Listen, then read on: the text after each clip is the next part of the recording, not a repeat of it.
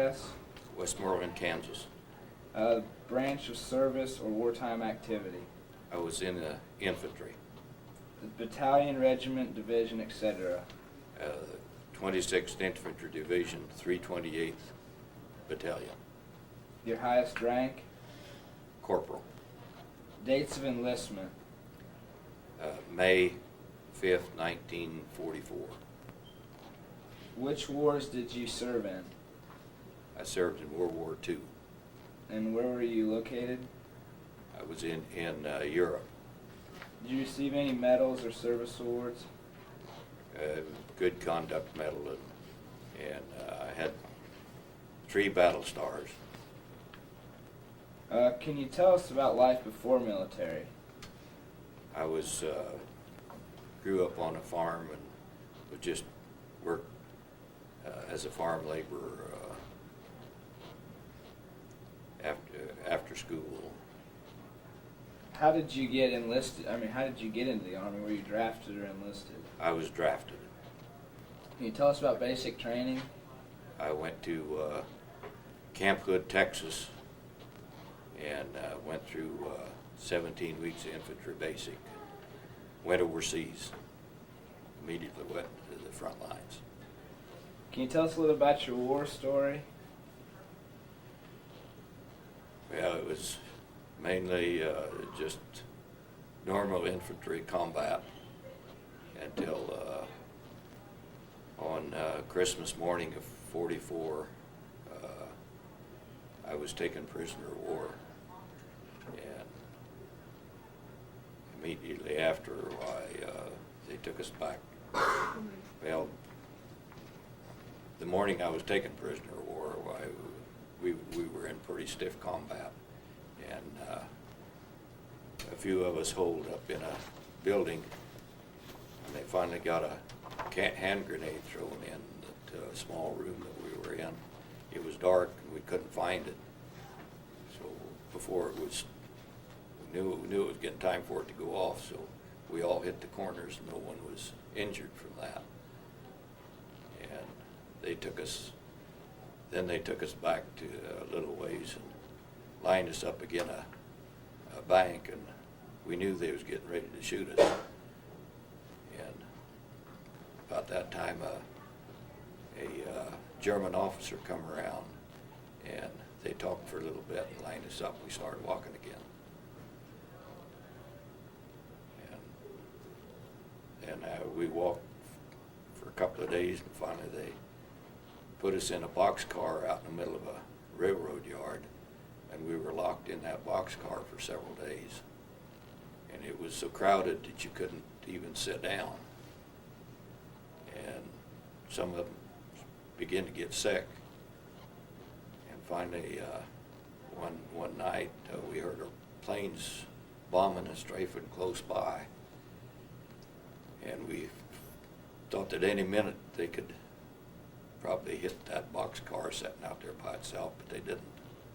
Finally, they hooked onto the boxcar and moved us again.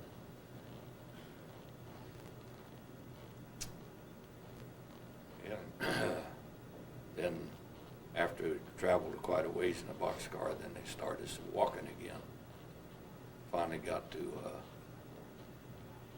a camp, and they processed us there. And they had taken a picture of me, which I have with me after I got home. A number of years later, after I'd been home, a letter came in the mail with that picture in it, and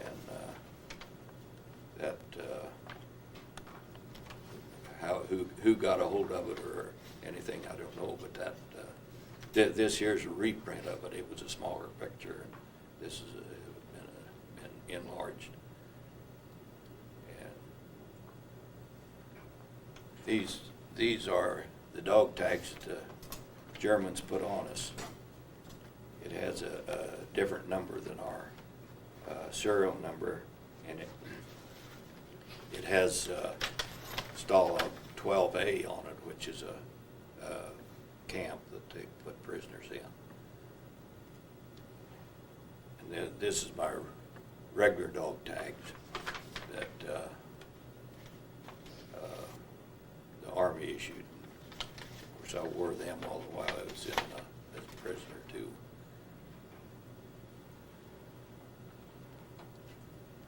And this is a picture of me at the end of the war, while I was still in the military.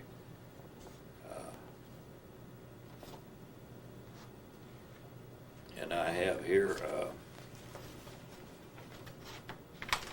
telegram that my parents had got when they notified them that I was missing in action.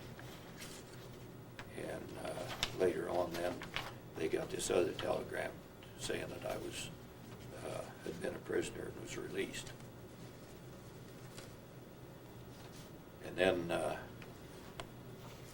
I had tried to write letters home, but you couldn't write much of anything. You couldn't tell much of anything. But I wrote this letter, and it never got to my folks until after I was home.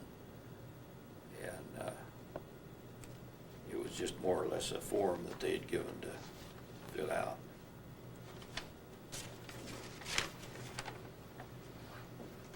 Well, this is just a letter of commendation for our outfit, for our military service, what we had done. And this is a map of our line of travel while we was fighting in war, and I was taken prisoner right about in here, close to somewhere in the vicinity of Luxembourg in Belgium. I don't know just exactly where it was. Of course, when you're fighting, you don't know really where you're at.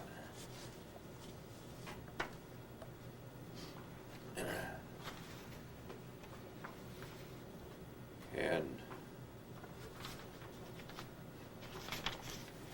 I was sent out to a work camp, and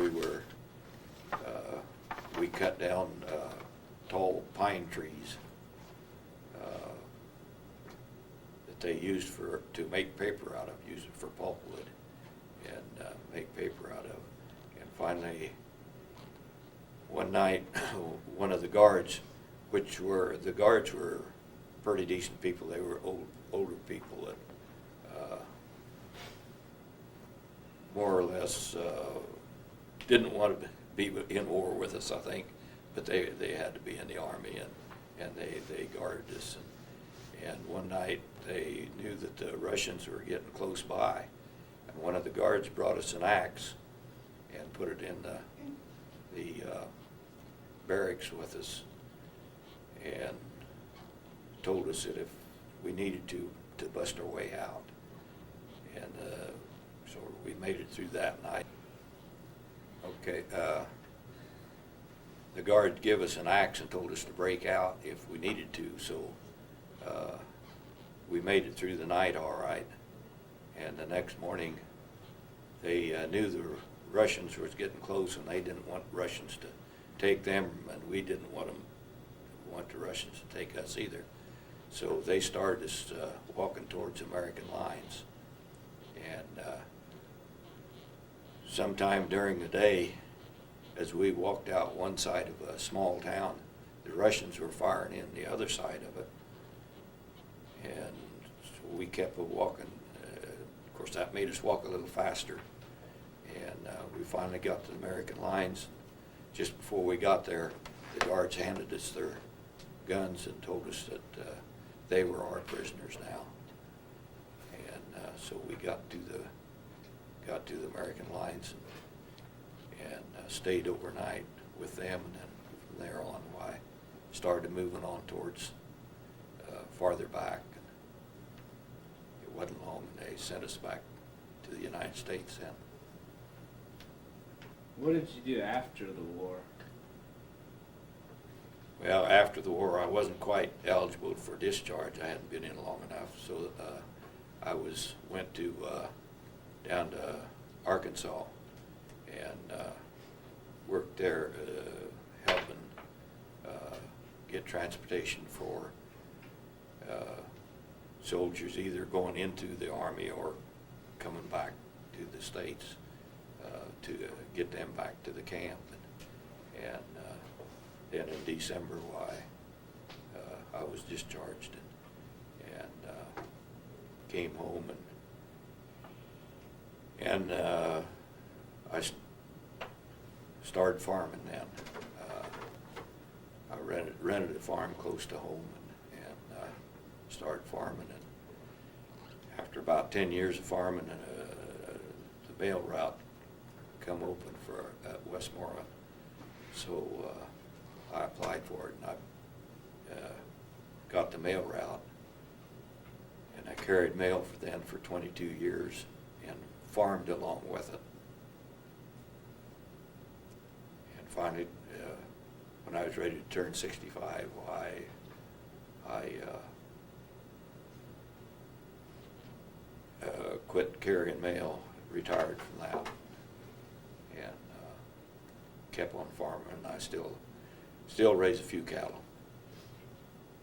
Did you get married or have any kids? Yes, I got married, and I have 5 kids, 2 daughters and 3 sons. Anybody have a question? How did you get the battle stars? Like, what did you?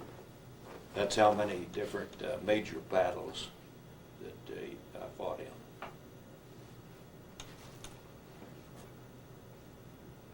When you guys were in that cattle car, and you said some of the guys got sick, everybody would just have them stand. Did they give you any food or water or anything? I remember them bringing food once, and I don't remember anything about water, but without a doubt we probably had some water. We no doubt had some water with us because we always had our canteen, and you learn to conserve. I'm sure that's true. Anybody? Do you have any idea what happened to the? Pardon? Do you have any idea what happened to the guards once they told you that? No, I don't know what happened to him.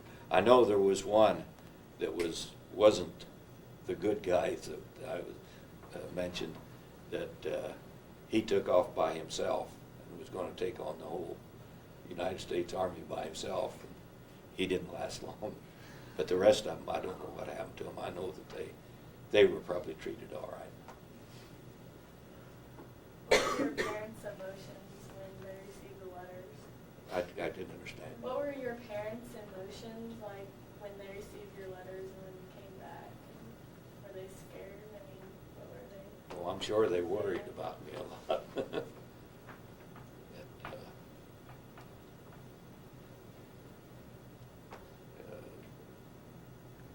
Of course, not being here, I don't know what they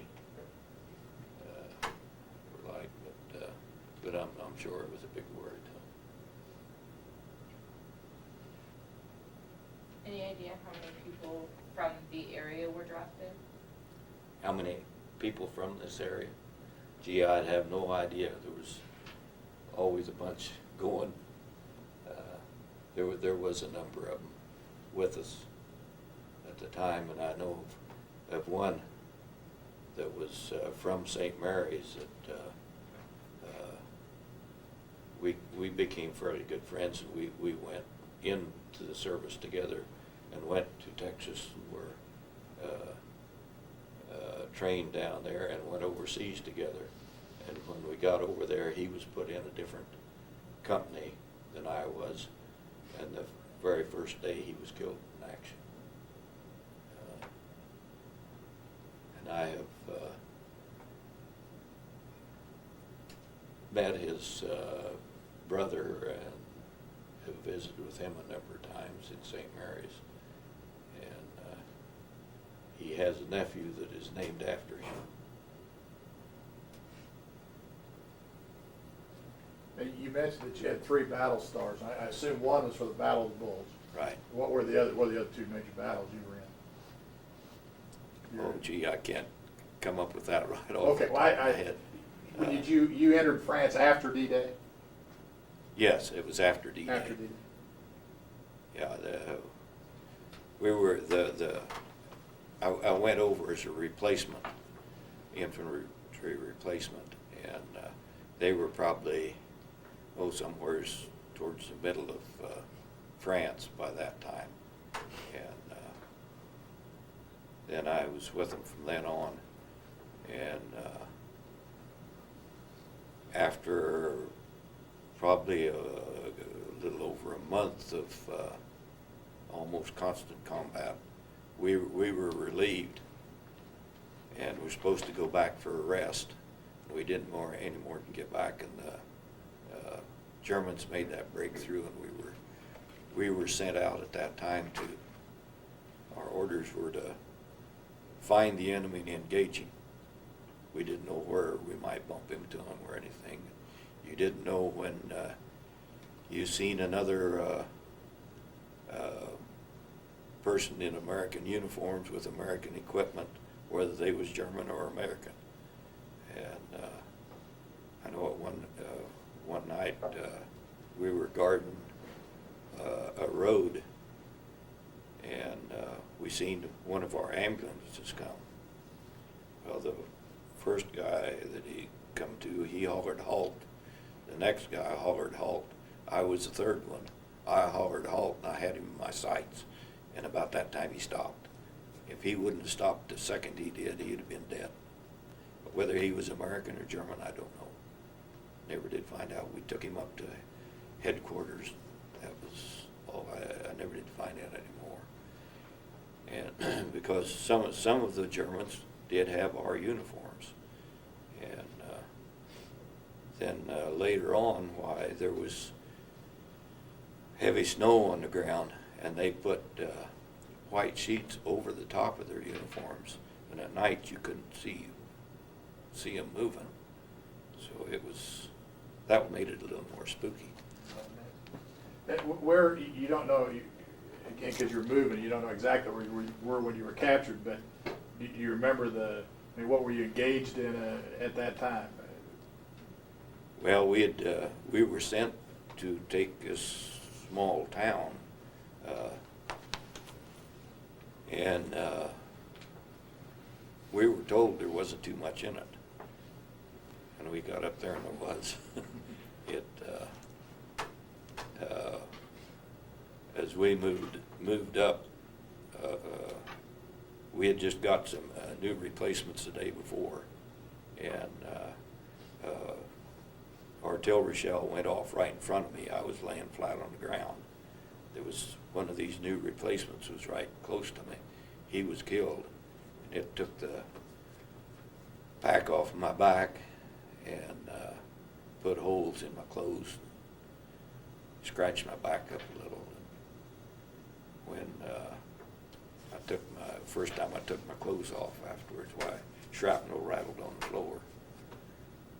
And then shortly after that, then, is when we moved into this building, and they eventually got that hand grenade in there. And I'm sure that's part of what caused my hearing to be bad now. And we could hold off in there pretty good until they pulled a tank up outside and aimed that 88 at us, and we knew we had to come out then. That was the end. Yeah. One shell from that, it would have blown the whole building to pieces. We'd have been the same way. Okay.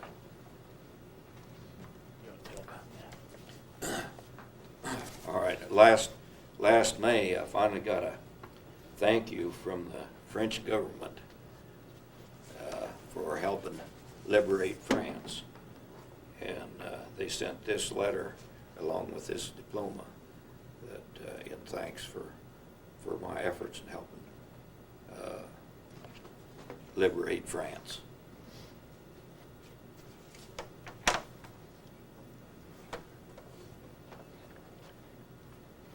What general sort of equipment did you have on you when you went into battle? What kind of rifle did you have? What kind of what? Equipment. Equipment? Oh, equipment. Well, I had my M1 rifle, and I also carried had a launcher that would go on the end of the rifle, and you put a blank shell in that, and you had an anti-tank, what they called an anti-tank grenade, which wouldn't do much to a tank, but I also carried that, and we used that more if you wanted to get a hand grenade into someplace and you was too far to throw it that far, we could use that instead of a hand grenade and get it a little farther. And that was the main part of the equipment I had. It was nothing but infantry, and you walked everywhere you went, or crawled. You done a lot of crawling in the mud, snow.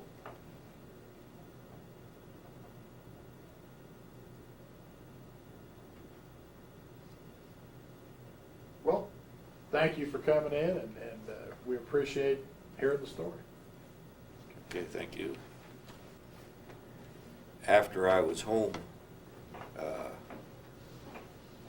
at nights, I would wake up with nightmares. And this lasted for over 30 years. And finally, all at once, they quit. And I'd wake up in the middle of the night, scared to death. And just all at once, they quit. Yeah.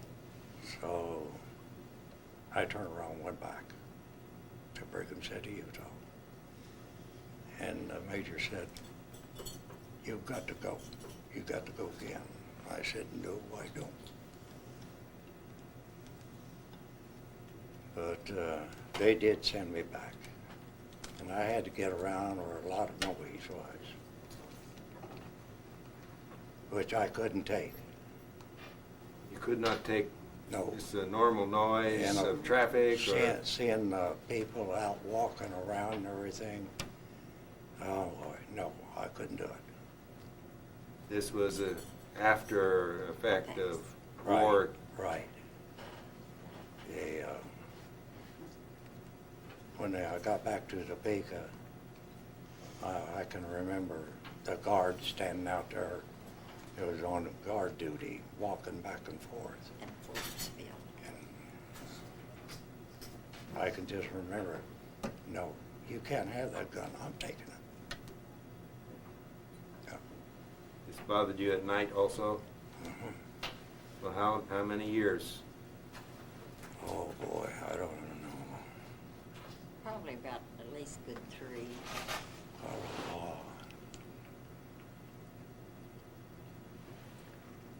it's just a noise and everything I couldn't take. Finally, you were able to move on to, Gradually, yes, but a long, long time.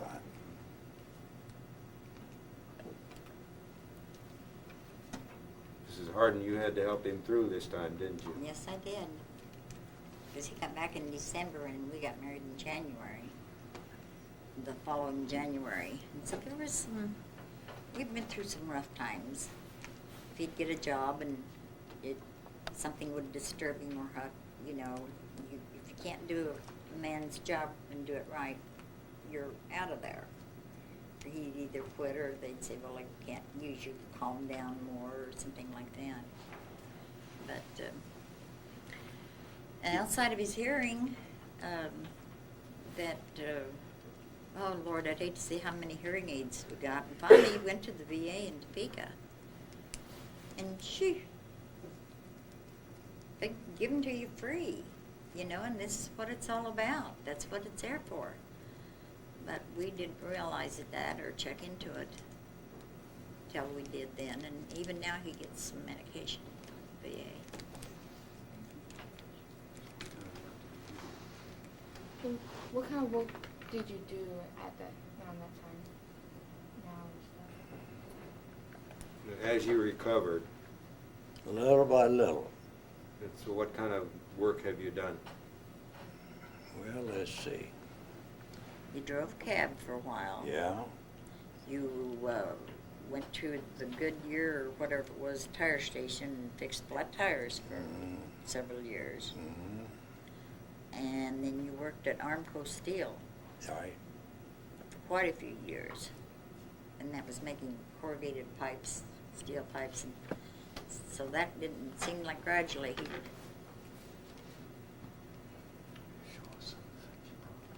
Can you show us some of the stuff that you bought?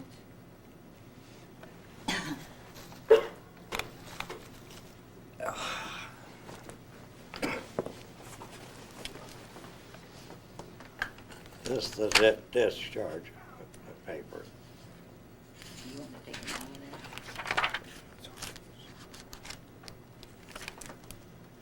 Yeah, that's, And copies. He has to carry a copy of his discharge with him all the time, too, even to this day. Let's get to the pictures. yeah, I'm trying to find it. And he had, this is what they call a VE envelope. Right. We'd write him a letter, and it would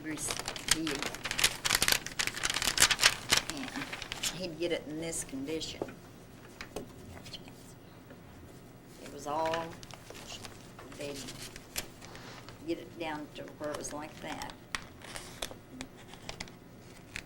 This is one that, a friend of his, Ted Mitchell, sent. You don't remember that. Do ya? And they get to write free up here in the corner, so they didn't have to pay No for it. postage. Yeah. Which was only about 3 cents at that time, but.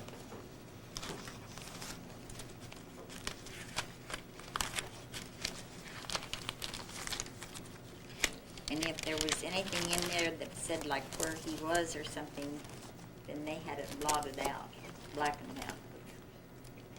Censured. Uh-huh, sure was. A lot of it.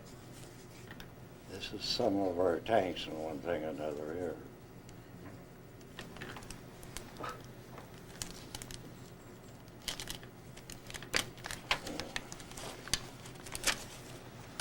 There's more of them.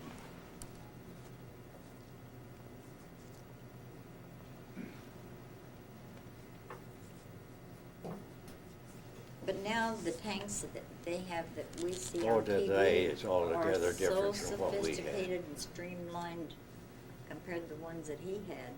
You know, it's just, watching the news, we just sit there now. Did you feel like the Germans had a better tank than we did? Yes, definitely. You're really, really afraid to go up against Absolutely. them one-on-one. Yep. Oh, yes. They had a lot better tanks than we had.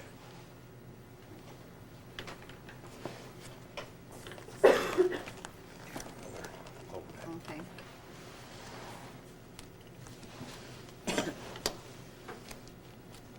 Oh, boy.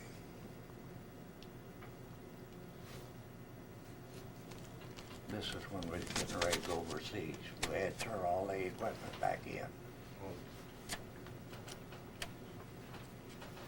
Equipment you trained with, you turned it back in, and then Right.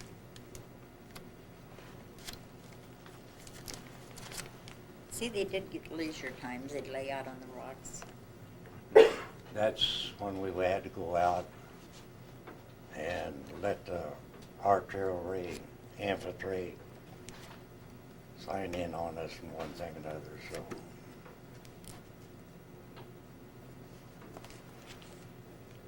Some of these buddies, probably his sarge. He thought a lot of his sergeant.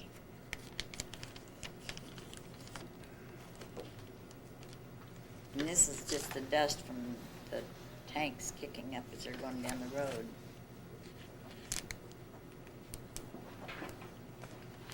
Here he is with a buddy back in the United States at one of the dime stores. Did the other kids want to? dime store picture. Mm-hmm. Yeah, you go sit in there and put in a quarter, real big picture. And before we went overseas, this is the ammo cartridge that we shot up for practice Oh. and one thing and another. You had to carry ammunition inside your tank, Oh, yes. and then how did you get more? You had to resupply. Well, on the side of the tank where you picked a lot of your ammo up, which was 75s, 105s, 30 caliber. Yeah. Carried gasoline too. 2 tanks. Yeah. It was always crucial that you could get refueled and Oh, yes. get more information. Something you kids haven't asked is, what did they have to eat? I can remember the first day that we moved out to go in action. Oh, brother. Scared to death. They got what You were they scared. called carrot cave rations, and everything was in tin cans, and they were the military color, the khaki color, like the cap he's got in the jacket. And so whatever you open, that's what Jake, whenever. No time for cooking.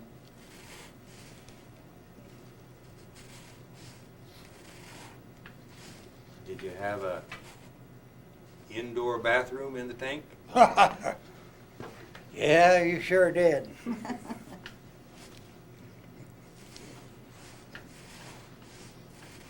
All GIs, they did what they wanted to do, wherever it was, they had to do it. Any questions? Why do you have to carry around discharge papers at all times? Oh, in case that, oh, a lot of times when he was hunting for work and wanting a job, they'd have to show him his discharge papers. And he just automatically, he's got it in his billfold and carries it all the time now anyway. He doesn't have to, but then when he first came out, and he was home for a furlough, and of course he always had to wear his uniform and always had to have his leave papers with him. Josh Hazlett to the office to leave, please. Josh Hazlett, please come to the office to leave. I'd like to ask another question. Are you ready for a question? Were you happy to fight in the tank as opposed to being an infantry soldier outside Well, I the don't tank? know if you'd be happy or not, but Would you choose again to fight in the tank, or would you choose some other? do what? Would you choose to be in the tank corps again, Mm-hmm. or would you choose to be a foot soldier? Well, you didn't have no choice at that time. I see. They put you where they wanted you. Yeah. What was your favorite thing about being in the war?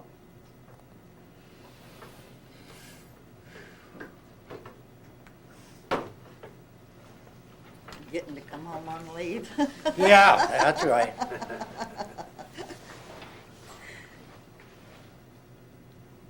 Where were you when the war ended? You were home by then?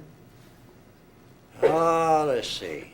They'd given you a 90-day furlough, and yeah, we were down on Main Street in Topeka when we heard it on the radio here. And so everybody ganged down Kansas Avenue. It was just packed. You're talking about Topeka, Right, talking Yeah. about Topeka.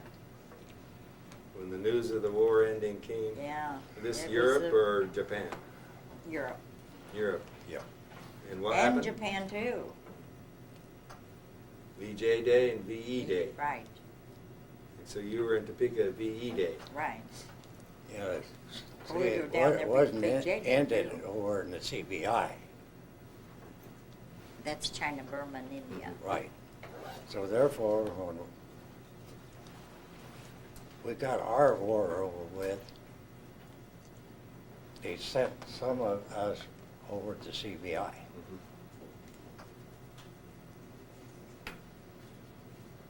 In Topeka, when the news of the war ended, this Main Street just, All hell broke loose. Oh, yeah. Everybody, they let everything go. No, couple, MPs all over.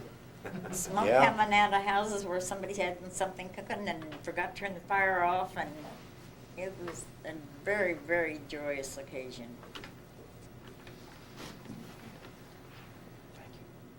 Thank you. You're sure welcome.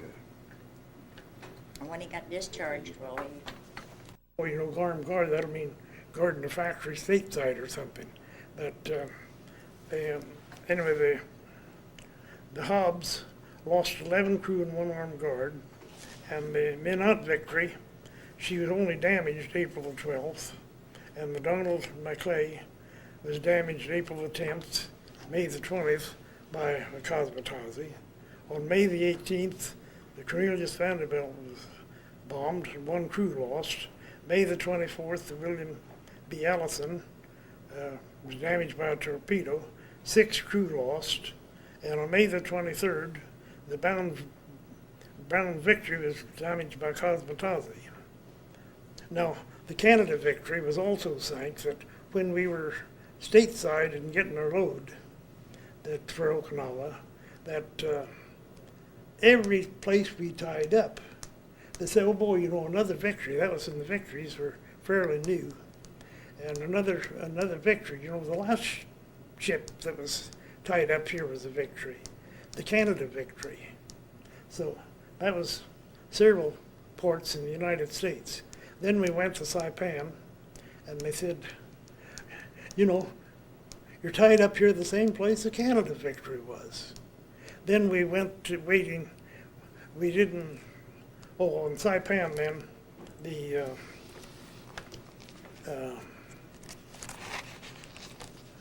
battle for Iwo Jima, one of the big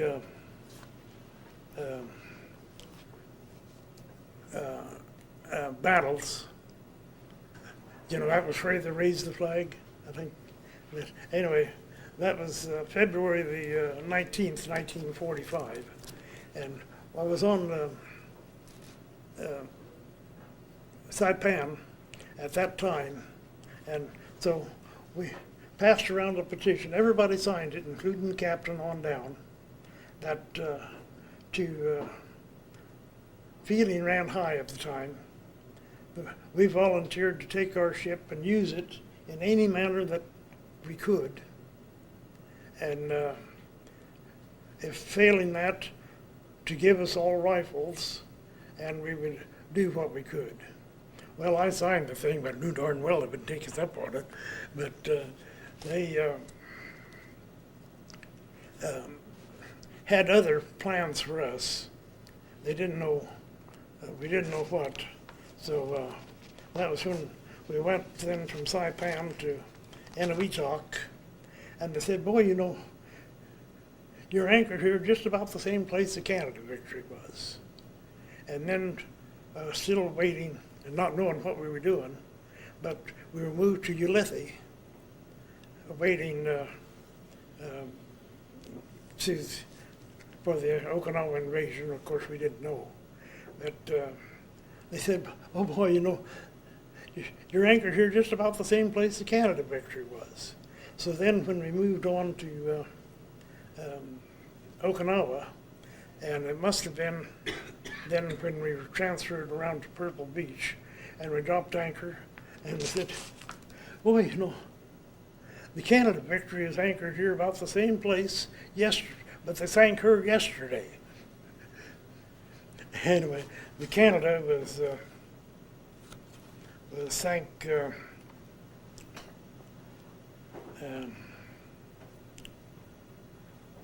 I didn't put the date down. But anyway, the Canada was, that's been 56 years ago. Oh yeah, she was sunk April the 27th. And 1 crew lost and 2 of the armed guard. And all of these victory ships had a name like Canada or well, some other. The Victory, the Liberty ships were all named after people. Like on the Victories, the Liberties that I've sailed or worked on was the Thomas Jefferson, the Walt Whitman, and the Amy Lowell. And somebody said, what do you do, pick them by their name? But And the victory ships were named after cities, like the Skagway, Alaska. And I don't think there's ever a Topeka, but there's merchant ship. The victories were named after, like, sailed. I've worked on the St. Petersburg victory, also, that named after St. Petersburg, Florida. Was any ship that you were on ever really attacked by a submarine or by an airplane? Or No, the closest that came was at Okinawa, that we had put up a smoke screen, that is, had smoke bombs and with the smoke so that the vision was obscured. Well, this one boy, Japanese Cosmetazi, had come in low and condition yellow from the battleship close by. Condition yellow, fire only if attacked. And we could hear this boy coming in, and the armed guard told the gunnery officer, who was a high school principal from Kentucky, he's a high school principal from Oklahoma, we're being directly attacked, let's fire at him. The gunnery officer said no, condition yellow, and all the time we could hear this guy coming in. Condition yellow, fire only if directly attacked. Well, what do you think this is? And about that time, he went over and missed us about 15 foot. And at that same instant, condition red, fire at anything that moves, but he was gone. But also, one night,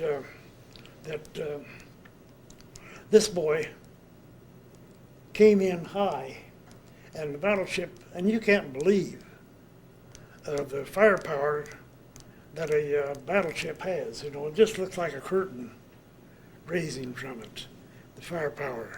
That this boy had come in high, and he was diving, and the battleship and a cruiser nearby were sending up fire, and how he was living through it, I can't imagine. But the high school principal, the armed guard, and the gunnery officer, who was a hillbilly from Tennessee, were up on the bridge, and the hillbilly took a plug of tobacco out of his pocket and took a chaw and handed it over to the high school principal and said, you see that ship up there? The high school principal took a chaw of tobacco and he spit over the side and said, yeah. I said, looks like he's a diving on somebody. Spit over the side, kind of hope it ain't us. But any other questions, Billy? Kamikaze is, that's suicide. That's pilots. the suicide pilots. Their purpose was to fly their airplane into the ship and die. Yes. And they caused a lot of damage. You had several close calls with them, didn't you? Yes. That was, and see, I think Cosmetazi is probably translated as divine wind. I think you're right, sir. The Navy Guards. Yes, that now on the merchant seamen were quite comfortably situated. We had a small cabin with 4 bunks and a desk and lockers, whereas the Navy had one large common room with fold-down bunks, and so that to get any space, they would fold up their bunks during the day, and I suppose they were on watch constantly, of course, as the merchant seamen were. So I suppose the ones on watch just had to sleep through whatever was happening. That one of the armed guard had been a professional drummer, so he had brought a pad, a rubber pad, and he would, practice his drumming on this rubber pad. So how many years were you serving from the time? How many years? 44 to when did you get out? Well, actually, 51, but then that wasn't all the same because I was in college, in K-State. Should have worn a K-State t-shirt, but I thought this was more appropriate for the day. Well, took me 3.5 years to get through K-State. So, I was always known as the guy that's been in 3 wars trying to keep out of one. Because while I didn't serve during wartime in the Atlantic, I'd gone down to Chile and we picked up a load of nitrates. The same stuff that they used to blow up the federal building in Oklahoma City. And we had a shipload of it. And so the captain said, look, boys, I know a little bit about chemistry. I know this stuff will explode. I don't know how to make it explode, but I know that it will explode. Everything is there. And we said, okay. He said, if it will explode, where's our $10 a month bonus for carrying explosives? I don't care about that. He said, this stuff will explode. Well, at the time, we didn't know how to make it explode. Then 2 years later, there's a ship loaded at Texas City, and it did blow. And I think it leveled everything for 5 blocks around. It was explosive. But now then, we know how to make it explode. And you just mix it with diesel oil or something, and then set it off with a charge, and it will explode. So they use that now for rock quarries and everything. But at the time, we didn't know how to make it explode. We'd take a handful of it, we'd hit it with a hammer, it wouldn't explode. We'd try to burn it, it wouldn't burn. We tried every way we could think of to try to make the thing explode, but we never thought to mix a little oil in it, and that will set it off. But so we unloaded that nitrate then in France, and so I had the opportunity then. I have ridden the train, express train. She'd do 90 miles an hour from Le Havre to Paris, and I could see the war-torn fields and stuff to the side on the. So I saw not war, but I saw the effects of war there. But then I sailed the Amy Lowell, which here we took a load of trotting. This is another spearhead jump. She was going already headed for out to sea. Had cast off and was headed out for sea, and she needed another hand, and so I took her and went to unloaded at Venice, Italy, but and I can't remember the name of the town, but we put in one of the towns port towns in Italy, and everything for a mile back from the shore was almost completely demolished. No house had a full roof on it, and people were living there. They had to live somewhere. So they'd patched up those quarters and were living in them. So there again, while I didn't see any actual combat or anything there, I was able to observe the effects of war. Mr. Maskell, as a merchant seaman, sounds like you would make a trip, round trip with a ship. When you get back into shore, then you voluntarily signed on to another ship, or were you? Yes, I have a poster that this guy got his sea bag over your shoulder and determined look on his face, and he said, "You bet I'm going back to sea."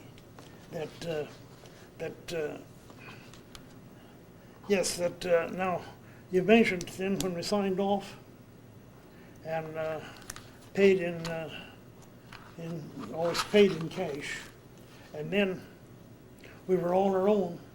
By contrast to the Navy, you know, the Navy would had their clothes furnished. We got room and board, of course, but the Navy had their clothes furnished, and when they were given leave of absence, their pay went right on. In contrast with merchant seamen, once you signed off and got your pay, that was it. You were on your own, no more pay until you signed on another ship. So what did you do after all this ocean going as a, Well, when you come back to Kansas then? a couple of times I came back to Kansas. In '46, I was on the Petersburg Victory then, I think, and there's a general strike and I was at Portland, and I didn't go back to sea, although it seems like I did. That's been years ago, because we had put on 1 million board foot of lumber on her, and I have some memory of getting unloaded, so I must have sailed further. I'm trying to ask what you have done after your service on the sea. And what I did? Yeah. Well, You're called it. okay, I went back to college, and then we came back after the Korean conflict, and wrote for a short time for the Kansas City Star, and then had the opportunity to work for Drover's Telegram, which was a livestock newspaper. We covered the markets when Kansas City had a stockyard, and it was a good daily newspaper. It was the only daily newspaper that the Amish or the Mennonites were allowed to read, because never in anything in the Drover's Telegram would disturb their sensitivities. What else did you do? You were a journalist then? You were a journalist for the newspaper? Yes. Then I worked there at Drover's for a few years, and then returned to Westmoreland. My wife's family, her grandfather had bought into the Westmoreland Recorder, the Great Moreland Religious News Weekly, as he always referred to it. Had bought into it in 1885, and so it was still in the newspaper then in